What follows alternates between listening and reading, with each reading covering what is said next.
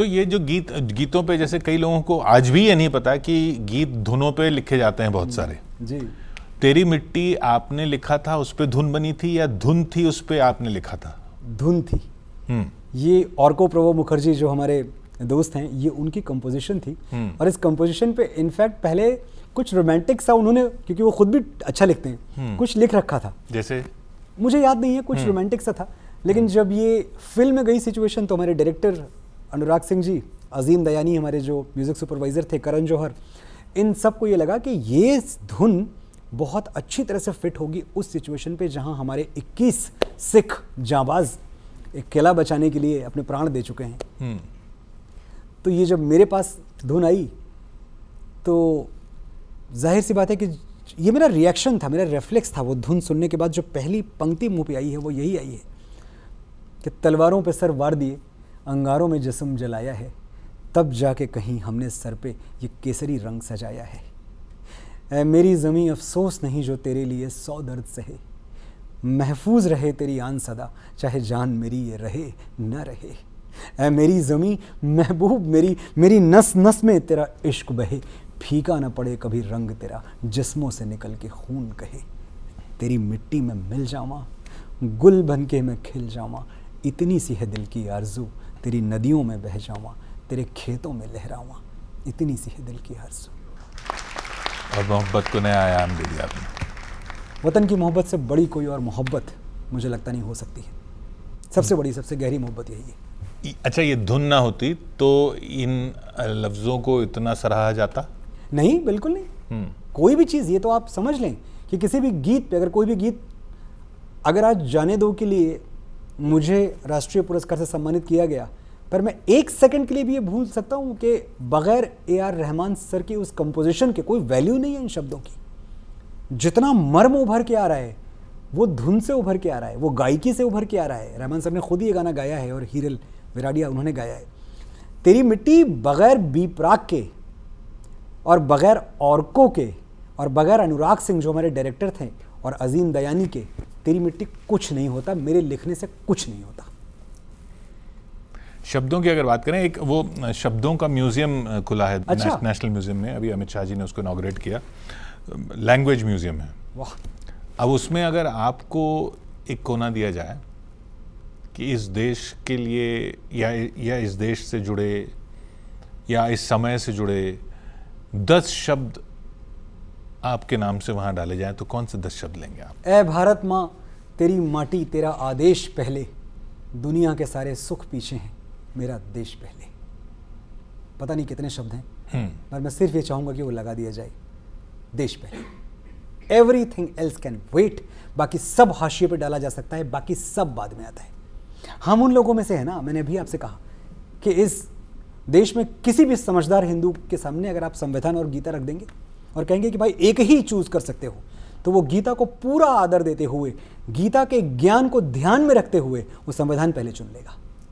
ये हम हैं, और यही चीज़ हमको पूरी दुनिया से अलग करती है। हमारे लिए राष्ट्र धर्म से बड़ा कोई धर्म नहीं होता। उन शब्दों में राम ना हो?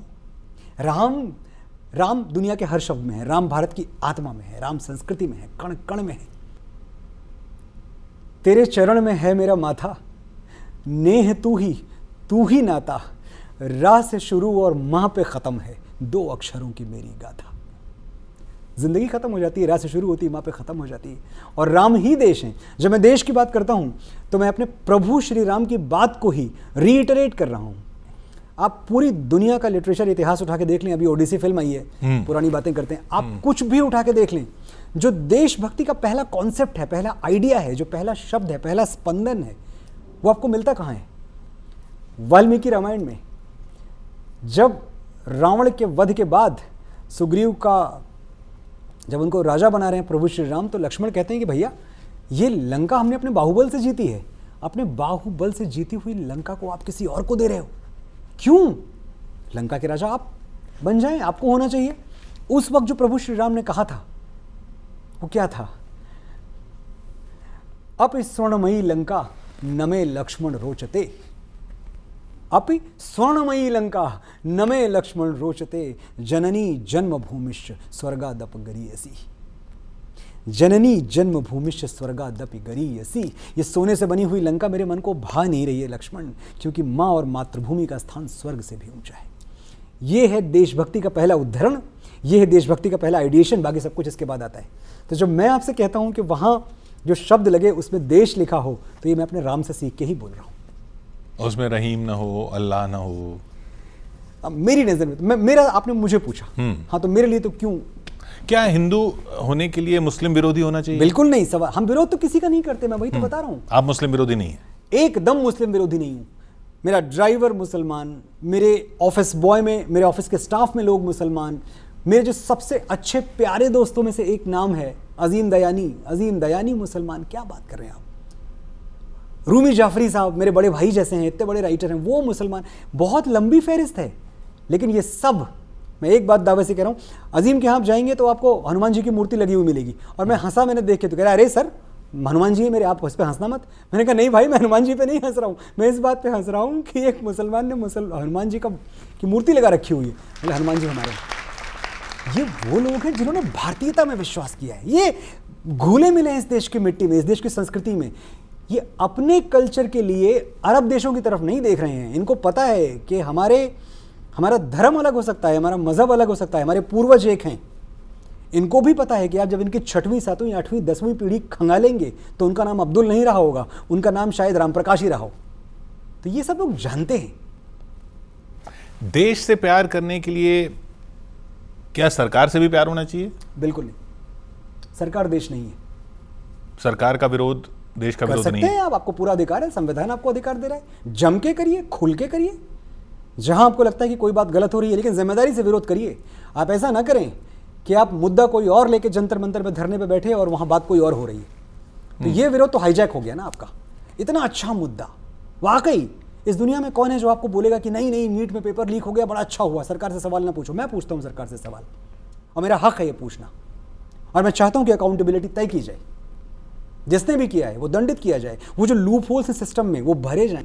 अगर उसमें कोई भूल हुई, उसमें कोई फेलियर हुआ, तो उस फेलियर को सुधारने की जरूरत है। आप पकड़ें कि कहां से गलती हुई है, बजाय इसके कि आप इतने पे खुश हो जाएं। ये तो बहुत छोटी बात में खुश हो गए आप, कि एक इस्तीफा ले लिया मैं खुश हो गया, चलो ये राजनीति है ना। फिर आपने छात्रों का भला कहाँ चाहा? इसकी क्या गारंटी है कि जो अगला मंत्री आएगा उसके राज में पेपर लीक्स नहीं होंगे? सिस्टम को समझो, आप उस सिस्टम को भरो। एक भी बच्चा अगर इस देश का रोया है, उसकी आंखों से आंसू बहे हैं, कितनी तो जानें चली गई, इसकी जवाबदेही हर उस व्यक्ति की है जो पोजीशन ऑफ पावर पे बैठा हुआ है। लेकिन इस मिशन को सामने रख के और आपके मंच से भारत को तोड़ने वाले, कश्मीर भारत का हिस्सा नहीं है ऐसा बोलने वाले, सीता का पति हमारे प्रभु श्री राम को बोलने वाले ऐसे लोगों को आप मंच दे रहे हो, कौन आपको सीरियसली लेगा भाई? आपने बड़ा एक अच्छी बात को, एक अच्छे आंदोलन को आपने मिट्टी में मिल जाने दिया इन बेवकूफों की वजह से। उनको हक नहीं है विरोध करने का जो ऐसा बोलते हैं? क्या ये बोलने का हक नहीं है, विरोध का हक पूरी तरह से। आप बात करो ना, मैं तो कह ही रहा हूं, आप नीट पेपर लीक की बात करो आके, लेकिन आप मेरे राम तक अगर पहुंचोगे तो आपको चुप कराना भी मैं जानता हूं, और मैं करा दूंगा चुप।